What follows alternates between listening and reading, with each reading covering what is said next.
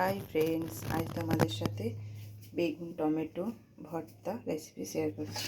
প্রথমে টমেটোটা ভেজে নিয়েছি তেল দিয়ে, তারপর রসুন, পেঁয়াজ, কাঁচা লঙ্কা, শুকনো লঙ্কা হালকা করে ভেজে নিয়ে বেগুন নুন হলুদ মাখিয়ে হালকা করে ভেজে নিয়ে তার সাথে ধনেপাতা কুচনো দিয়ে এটা ভালো করে মেখে শুকনো লঙ্কা টমেটো একসাথে মেখে পরিমাণ মতো নুন দিয়ে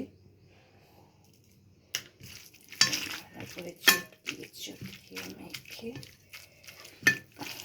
এটা একটা দুর্দান্ত স্বাদ লাগে। বন্ধুরা তোমরা এটা ট্রাই করে দেখতে পারো, খুবই একটা সুস্বাদু রেসিপি।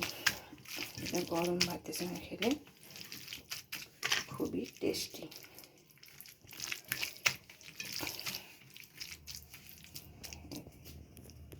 কেমন লাগলো রেসিপিটা?